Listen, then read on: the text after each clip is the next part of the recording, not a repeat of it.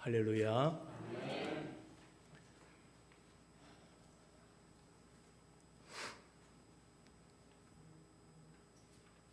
찬양대 지휘하는 모습 보다 보니까 찬양 끝나버렸어요. 온 몸을 불태워서 지휘를 하시네요. 예. 제가 이 강단에 24년도 8월달 갔네요. 기억납니까? 고개를 끄덕끄덕 하시길래 그때 여전도의 헌신 예배였던 것 같습니다. 예. 한번 와서 제가 말씀을 오후 예배에 전했던 기억이 있고 또 오늘 또 이렇게 불러주셔서 함께 말씀을 전할 수 있게 되어 감사하게 생각합니다. 저는 저 지방 사람이거든요. 서울에는 물맛이 좀 달라요? 어떻습니까? 제가 물맛 한번 보겠습니다. 예.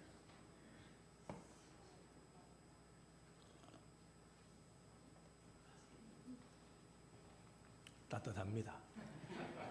예, 따뜻합니다.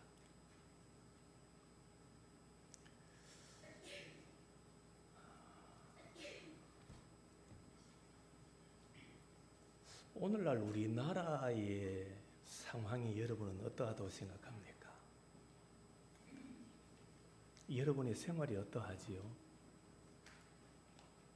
한마디로 표현하면 참 잘 사는 시대가 되어버렸습니다. 그렇죠? 한편으로 보면 너무 잘 살아요. 너무 윤택해요. 육신적으로 얼마나 잘 사는지 아무리 힘들고 어렵다 해도 여러분들 젊었을 때를 한번 생각해 보세요. 제 어릴 때만 해도 동네 자전거 한 대 있으면 부자였어요. 주여. 동네 TV 한 대만 있어도 부잣집이었다니까요. 요즘은 집에 식구 수만큼 자동차가 있어요. 집에 들어가면 거실에도 안방에도 TV 아니면 젊은이들은 노트북이 다 놓여 있어요. 참 살기 어렵다, 힘들다라고 말하지요. 그러나 여러분, 집에 가셔서 여러분의 냉장고를 한번 열어봐요. 음식이 꽉 채워져 있습니다. 구석에는 어떤 음식이 들어있는지 기억도 못하다가 언젠간 냉장고를 청소하다가 버리게 돼요. 여러분, 우리나라 1년 음식물 쓰레기를 처리하는데 비용이 얼마 드는지 아세요? 반주자 알아요? 엉뚱한 생각하고 있어서 제가 물었어요. 1년 우리나라 음식물 처리하는데 드는 비용이 2조입니다. 2조.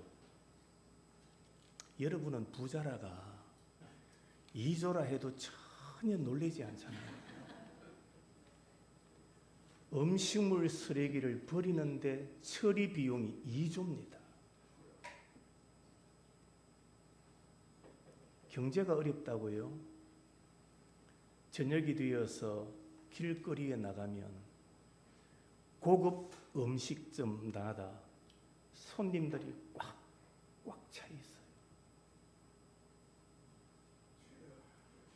예약하지 않으면 음식점에 들여보내주지도 않아요.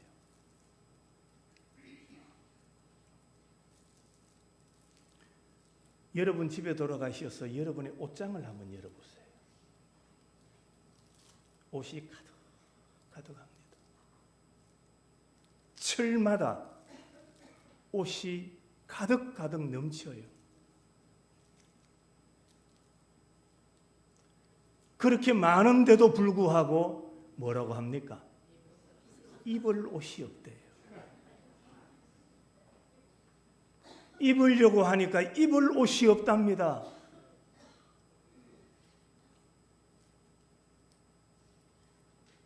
옷을 내다 버려요. 재활용통을 보면요, 옷이 차고 넘쳐요. 유례 없이 윤택한 시대를 살아가고 있습니다. 그렇다면 육신적으로는 그만큼 윤택한 삶을 사는가 하면 반면에 우리 영혼은 어떻습니까? 여러분의 영혼은 어떠하신가요? 그래서 이 시대를 가리켜서 혼돈의 시대라고 말합니다. 그래서 이 시대를 불안의 시대라고 말하는 겁니다. 요즘 예전에 비해서 약국에서 많이 팔리는 약이 뭔지 아세요? 수면제입니다. 육신은 편안한 삶을 사는데 마음은 영적으로는 불안한 거예요. 미래가 없는 거예요. 잠을 이루지를 못하는 거예요. 평안이 없는 거예요. 예수님은 내가 너희에게 평안을 주노라. 주님은 우리에게 평안을 주겠다고 말씀하셨는데 오늘 우리의 마음에 평안이 없는 거예요. 안식이 없는 거예요.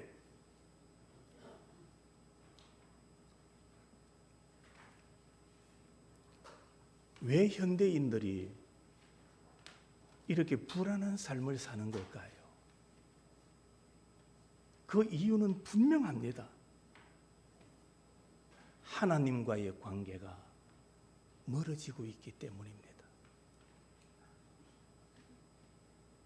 믿는 것 같은데, 하나님을 믿는 사람 같은데 속을 들여다보니 믿음이 없는 거예요. 믿음을 잃어버린 시대가 되어버렸다라는 말입니다. 믿음이 없으니 삶이 불안해지는 거예요.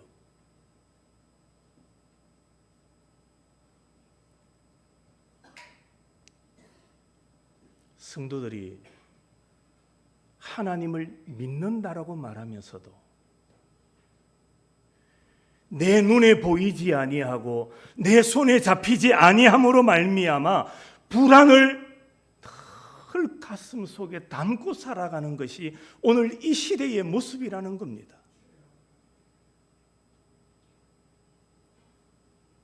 그래서 성경은 오직 의인은 무엇으로 살리라? 믿음으로 살리라. 믿음으로 살아라. 눈에 보이는 것, 내 손에 잡히는 것, 그것 보고 살지 말고 믿음으로 살아라. 믿음으로 살아라.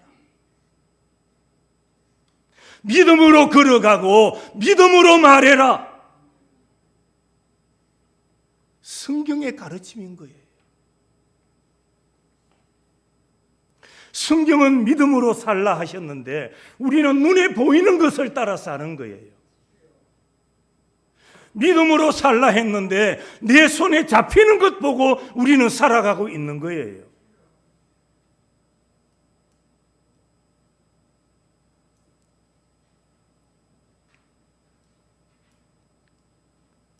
오직 의인은 믿음으로 살리라. 이것이 성도가 이 세상을 살아가는 비결입니다. 이 믿음으로 살았던 한 인물이 오늘 본문에 등장해요. 그 사람이 아브라함입니다. 아브라함은 어떤 믿음을 가졌을까? 먼저 오늘 17절을 한번 보십시다. 기록된 바 내가 너를 많은 민족의 조상으로 세웠다 하심과 같으니 그가 믿은 바 하나님은 어떤 분입니까? 죽은 자를 살리시며 없는 것을 있는 것으로 부르시는 이라는 것을 믿는 믿음이 아브라함에게 있었던 거예요. 어떤 하나님이라고요? 죽은 자를 살리시며 그 다음 없는 것을 있는 것으로 부르시는 이시다. 믿으십니까? 하나님은 불가능을 가능하게 하시는 하나님이시다. 죽은 자도 살리시는 하나님, 없는 것도 있게 하시고 있는 것조차도 없게 하시는 분이 바로 하나님이시다.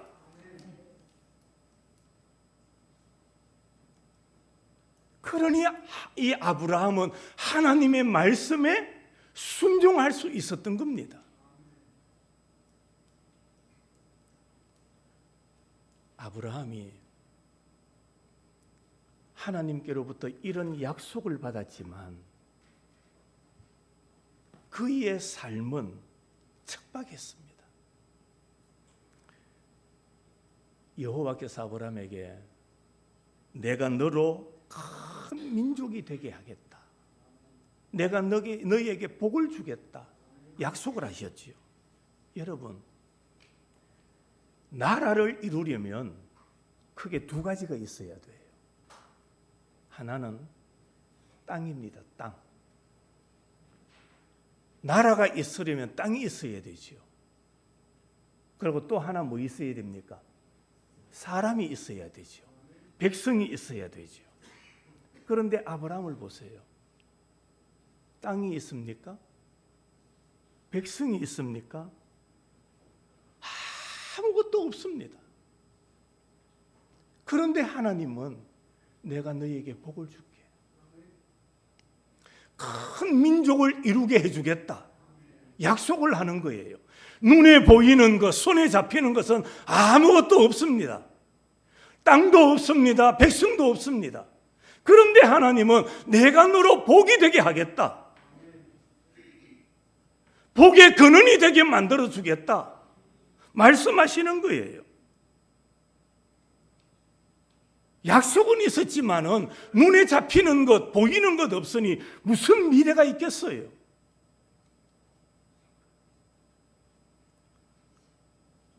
아브라함은 나그네입니다. 떠내기입니다. 아무것도 없는 사람이었습니다. 하지만 그는 100세가 다 되도록 하나님의 약속을 붙잡습니다.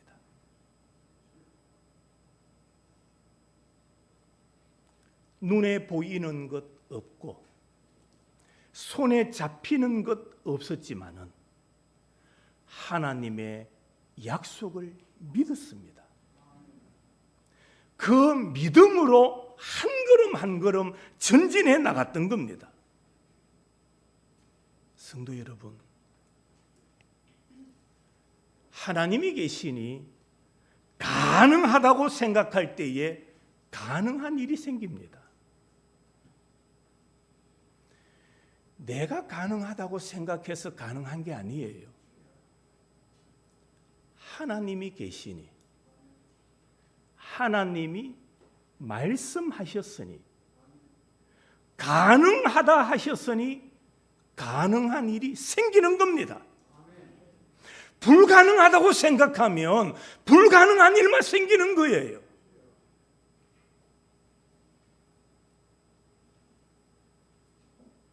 하나님이 어떤 분인가를 알아야 돼요.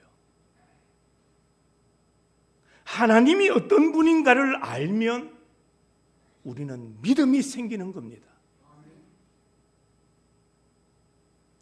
시편 121편 1절과 2절 말씀. 내가 산을 향하여 눈을 들리라. 나의 도움이 어디서 올까? 나의 도움은 천지를 지으신 누구에게서? 여호와에게서로다. 할렐루야. 하나님이 어떤 분인가를 알아야 돼요. 지식적으로만 아는 게 아니에요. 진짜 내 가슴 속에, 내 삶 속에 하나님이 어떤 분인가를 우리가 깨달아야 돼요. 하나님을 알면 믿음이 생기는 거예요.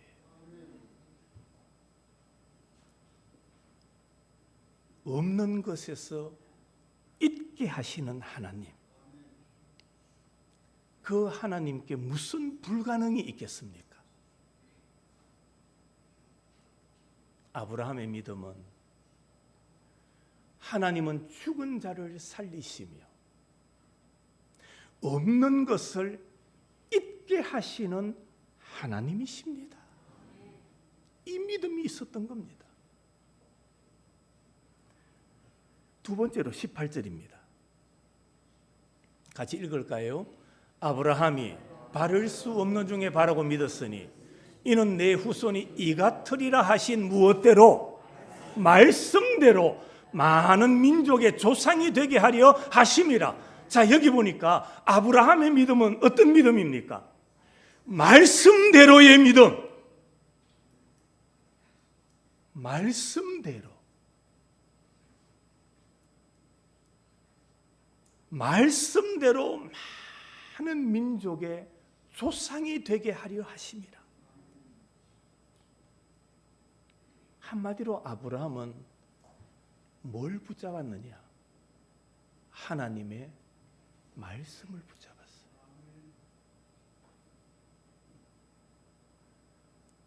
이 시대에 어떤 이는 권력을 붙잡고,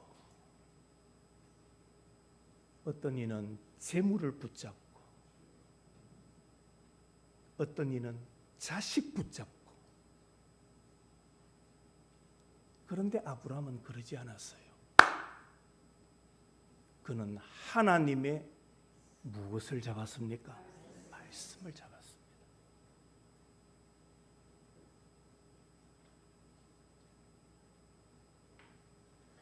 하나님의 말씀대로 많은 민족의 조상이 되게 하려 하심이라. 말씀대로의 신앙. 여러분, 누가 뭐라 해도 우리는 말씀대로의 신앙인이 되어야 됩니다. 말씀을 사랑하고, 말씀을 따라가고, 말씀에 순종하고, 그래서 말씀을 읽고, 말씀을 듣고, 우리 신앙인에게서 무엇을 붙잡아야 되겠습니까? 아브라함처럼 말씀대로의 신앙, 말씀을 붙잡아야지요.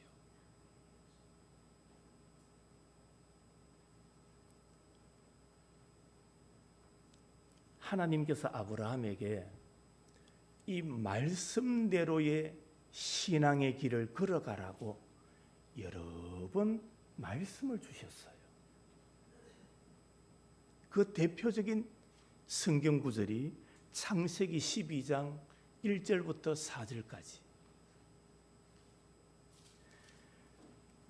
여호와께서 아브라함에게 이르시되, 자, 같이 한번 읽어보십시다. 시작. 여호와께서 아브라함에게 이르시되, 너는 너의 고향과 친척과 아버지 집을 떠나 내가 너에게 보여줄 땅으로 가라. 내가 너로 큰 민족을 이루고 내가 복을 주어 내 이름을 창대하게 하리니 너는 복이 될지라. 그 다음, 너를 축복하는 자에게는 내가 복을 내리고 너를 저주하는 자에게는 내가 저주하리니 땅의 모든 민족이 너로 말미암아 복을 얻을 것이라 하신지라. 마지막 4절. 이에 자, 보십시다. 이에 아브라함이 어떻게 했습니까? 여호와의 말씀을 뭐 합니까? 따라갔어요.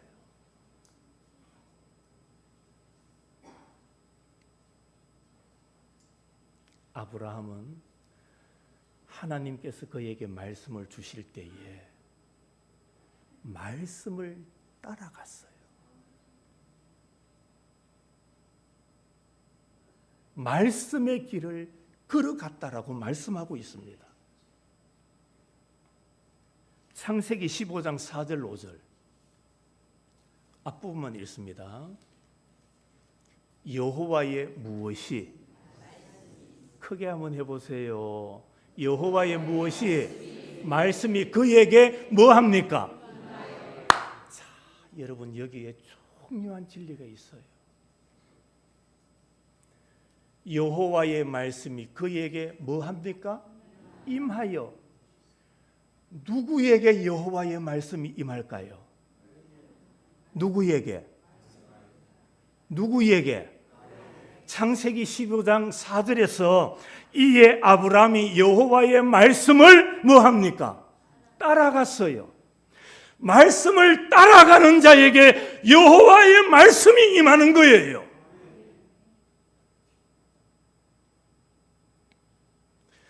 말씀을 사랑하는 자에게 하나님은 말씀을 주시는 거예요. 말씀을 소중하게 여기는 자에게 하나님은 하늘 문을 여시고 말씀하여 주시는 거예요. 아브라함이 여호와의 말씀을 따라갔고, 말씀을 따라가는 그에게 여호와의 말씀이 뭐합니까? 임하여.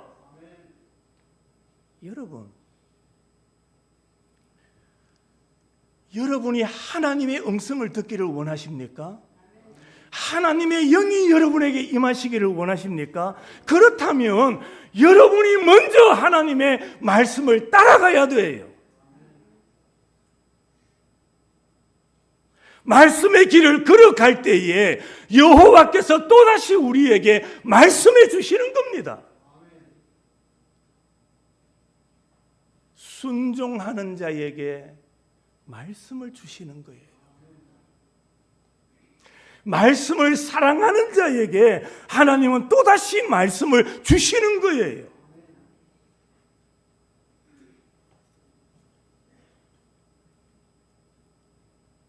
성산교회 성도 여러분, 여호와의 말씀을 따라가시기를 바랍니다. 여호와의 말씀의 길을 걸어갈 때 또다시 여호와께서 우리에게 임하여 말씀해 주시는 겁니다.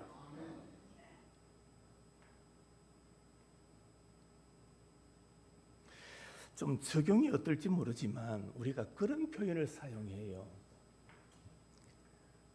고기는 누가 잘 먹느냐? 그렇죠.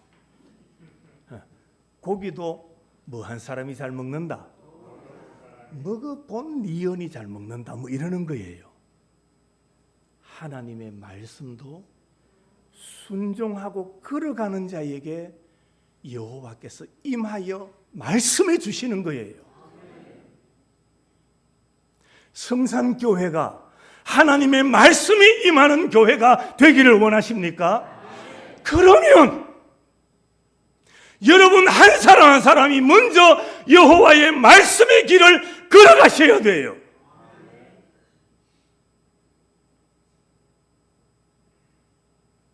여러분이 말씀의 길을 걸어갈 때에 여호와의 영이 교회 위에 임하는 겁니다.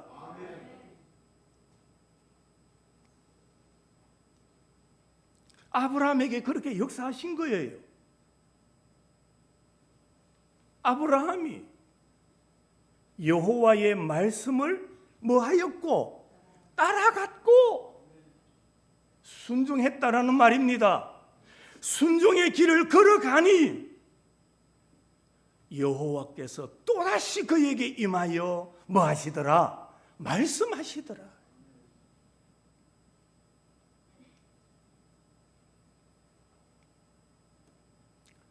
히브리서 6장 13절부터 앞부분만 봅니다. 하나님이 아브라함에게 뭐 하실 때에?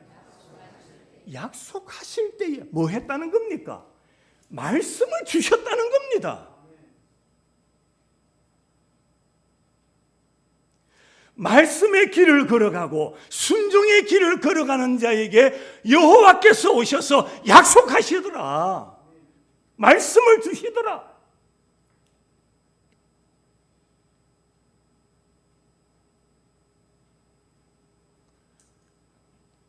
나이가 많아도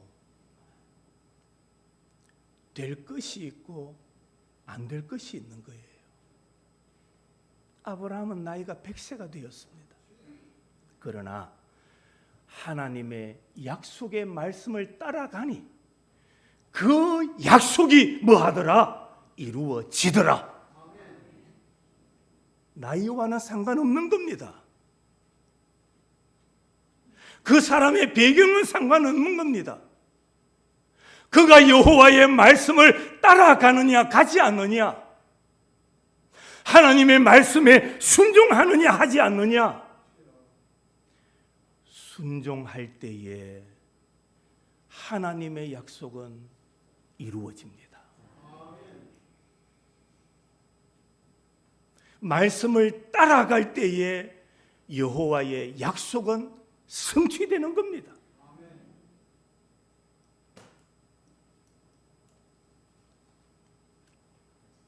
아브라함도 항상 그 앞에 대로만 열렸던 게 아니에요. 낙심할 일이 있었습니다. 아내 사라가 믿음이 부족했던 것 같습니다. 아이가 없으니 아브라함에게 자꾸 닥달을 하는 거예요. 자식이 있어야 되지 않겠나? 아들이 있어야 되지 않겠나? 그래서 누구를 통하여? 여종을 통해서 아들을 낳게 하는 거예요. 하나님의 약속은 그게 아닙니다. 아브라함의 전통적인 그 라인을 통하여 후손을 주시는 것이 하나님의 약속입니다. 그런데 사라의 이야기를 듣고 아브라함이 편법을 쓰는 거예요. 그런데 아이는 얻었어요. 그 아이가 누굽니까? 이스마엘이죠.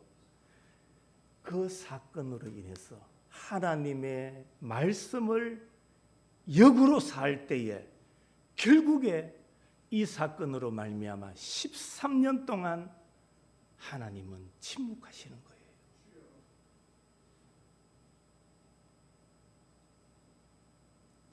하나님의 말씀을 듣고 말씀을 따라가고 또다시 여호와의 말씀이 임하였던 그 아브라함에게 약속하셨던 하나님이 하나님의 뜻과 방법이 아니라 편법을 사용할 때에 하나님은 무려 13년 동안 침묵하고 입을 다물어 버리시는 겁니다.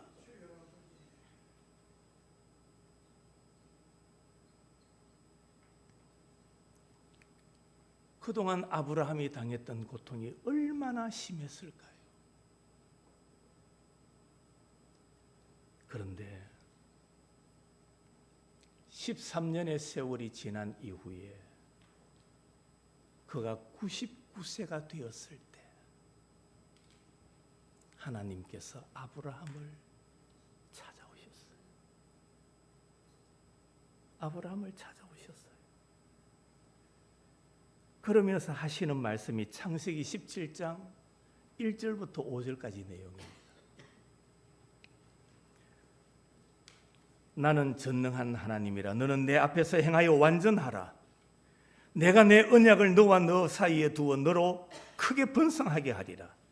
너는 여러 민족의 아버지가 될지라. 내가 너를 여러 민족의 아버지가 되게 함이니라. 내가 너로 심히 번성하게 하리니 내가 내게서 민족들이 나게 하며 왕들이 내게로부터 나오리라는 약속을 주신 거예요. 그 약속을 주셨을 때에 아브라함이 어떻게 했는가를 오늘 본문이 말씀하고 있는 겁니다. 오늘 본문 19절부터 봅니다. 같이 한번 읽어보도록 할까요? 그런데 영상이 안 떠네요. 제가 읽겠습니다. 19절부터 그가 100세가 되어 자기 몸이 죽은 것 같고 사라의 태가 죽은 것 같음을 알고도, 자 보세요, 믿음이 약하여지지 아니하고, 믿음이 없어 하나님의 약속을 뭐하지 않고, 의심하지 않고, 그 다음 믿음으로 견고하여 하나님께 뭐합니까? 영광을 돌리며. 여러분, 13년 동안 침묵하셨던 하나님께서 99세가 된 아브라함에게 나타나셔서 내가 너로 많은 민족의 조상이 되게 해줄게. 그때 아브라함이 이렇게 말하지요. 그의 믿음은 약하여지지 아니하고 믿음이 없어 하나님의 약속을 의심하지 않고. 여기서 믿음이 없어 의심하지 않는다라는 말은 하나님의 약속을 현실적인 상황으로 인해서 흔들리거나 망설여지지 않았다라는 말입니다. 아브라함은 하나님의 말씀을 부여잡고 현실 때문에 흔들리지 않았다. 현실 때문에 그가 낙심하지 않았다라고 말씀하고 있는 겁니다. 그리고는 오늘 제목이지요. 믿음으로 뭐합니까? 견고하여서 하나님께 영광을 돌리니라. 성도 여러분, 하나님께서 약속하셨을 때에 안 믿으면 내 책임이지만 믿으면 하나님이 책임져 주십니다. 할렐루야. 하나님께서 말씀하셨을 때에 안 믿으면 내 책임이지만 믿으면 누가 책임져 주신다? 하나님이 책임져 주시는 거예요. 믿는 자에게는 능치 못할 일이 없느니라. 우리가 즐겨 부르는 복음송이 있지요. 할 수 있다 하면 된다 해보자. 믿는 자에게 능치 못함이. 이 정도 하면 따라 하셔야지요.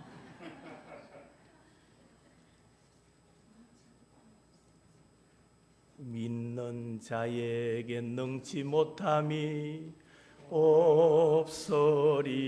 나는 부족해도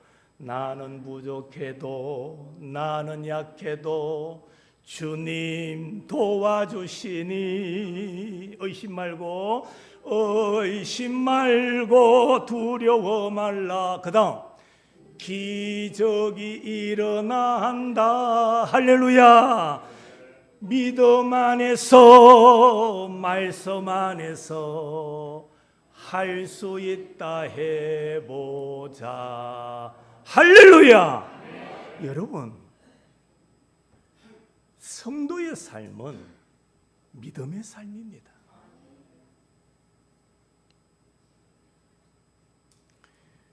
눈에 보이는 것, 내 손에 만져지는 것 때문에 사는 자가 아니에요. 안 보여도, 안 만져져도 하나님의 약속의 말씀이 있으니 그 말씀을 따라 한 걸음 한 걸음 전진해 나가는 거예요.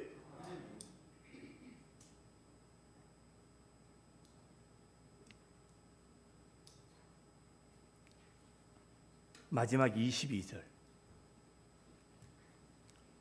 그러므로 그것이 그에게 뭐로 여겨졌다? 의로 여겨졌느니라. 여기 그에게 의로 여겨졌다 이 말을 직역하면 그것이 그에게 의로 간주되었다.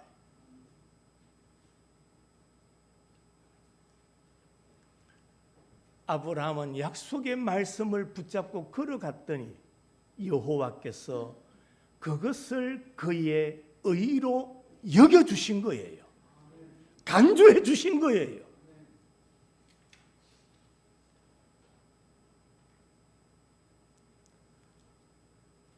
아브라함도 하나님의 여러 가지 테스트가 있었어요. 평탄한 길만 걸어갔던 아브라함이 아니에요. 수많은 아픔과 역경과 고통이 있었어요.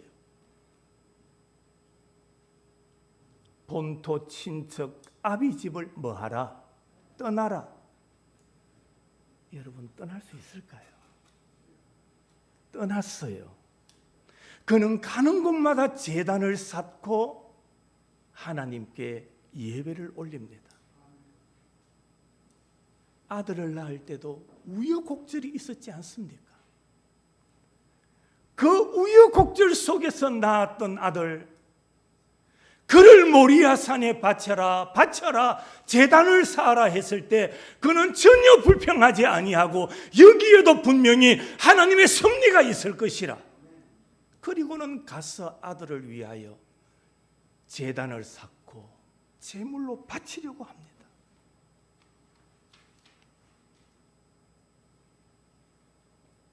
욥기 31장 6절 말씀. 하나님께서 나를 공평한 저울에 달아보시고 그가 나의 온전함을 아시기를 바라노라. 하나님은 그 많은 시험을 통하여 아브라함을 하나님의 공평한 저울에 달아보고 계셨던 거예요.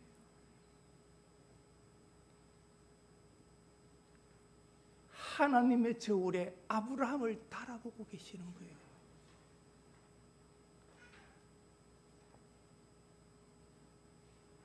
아브라함은 하나님의 저울에 합격했던 사람이에요.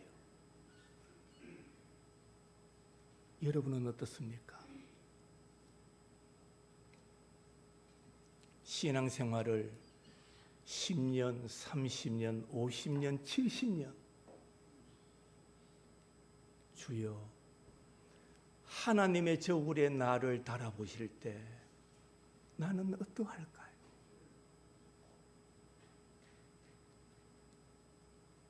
교회 와서는 멀쩡합니다. 남들이 존경하는 사람일지 모릅니다. 신앙생활 잘하는 사람이라고 인정하고 있을지 모릅니다. 그러나 하나님의 공정한, 하나님의 공평한 저울 앞에 우리는 어떤 존재일까요?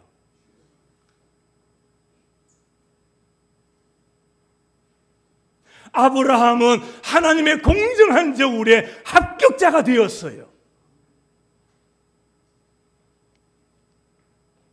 여러분은 어떻습니까? 성산교회 장로님, 장립집사님, 권사님, 성도 한 분 한 분 여러분, 하나님의 저울에 나는 어떤 존재인가를 이 아침에 이 오전에 묵상해 보십시오.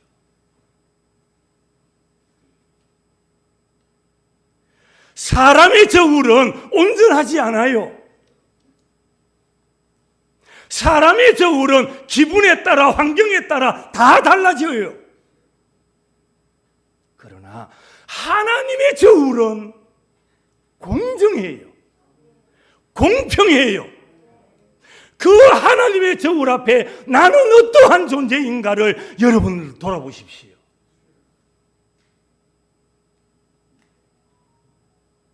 하나님께서 인정하시는 하나님께서 인정하시는 의의 사람이요 믿음의 사람인가? 아니면 겉과 속이 다른가?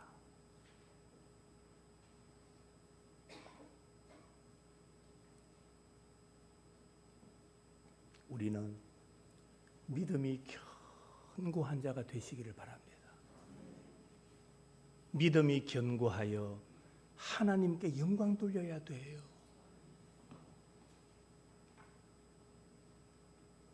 여러분이 대표 기도하면서 하나님 영광 받아주세요. 영광 받아주세요. 그런다고 하나님이 영광 받으시는 게 아니에요. 하나님의 저울에, 공정하신 저울에 합격한 자가 기도할 때에 아버지, 하나님 아버지, 그 한마디로 하나님은 영광을 받으시는 거예요.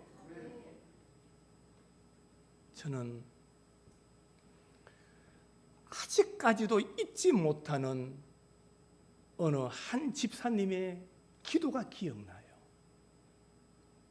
제가 교육전도사일 때입니다. 무려 40년 전이에요. 그분이 스리 집사님으로 임명을 받고 순서에 따라 수요 저녁 기도를 담당하게 되었어요. 남자분이에요. 이분이 아래 강다산에 올라와서 대표 기도를 하는데 집사님도 처음 임명받았지요. 회중들 앞에 나와서 기도하는 게 처음이지요. 마음 참 편하시겠지요. 얼마나 떨리겠어요. 올라가는 장면만 봐도 다리가 후들후들 하더라고요. 저분이 기도하실 수 있을까? 그런데 올라가서 손이 떨리니까 강대상을 꼭 붙잡으시더니 하나님 아버지, 저를 집사 되게 해주시니 감사합니다. 집사는 되었는데 아직 저는 우리 아버지 엄마를 전도 못했습니다. 하나님 용서해 주세요. 그 짧은 몇 마디의 기도가 회중을 울음바다가 되게 만드는 거예요. 진실된 기도, 하나님의 저울에 합당한 기도, 그 한마디가 성도들의 가슴을 울리게 만드는 거예요. 하나님이 영광을 받으시는 거예요. 우리 모두 견고한 믿음의 사람이 됩시다.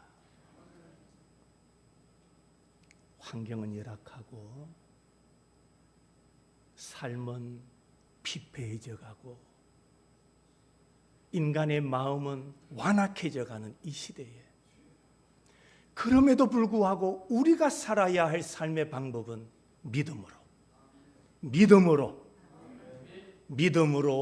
견고하여져서 하나님께 영광을 돌리니라. 믿음으로 견고하십시오. 주님만 바라보며 주님의 말씀만 부여잡고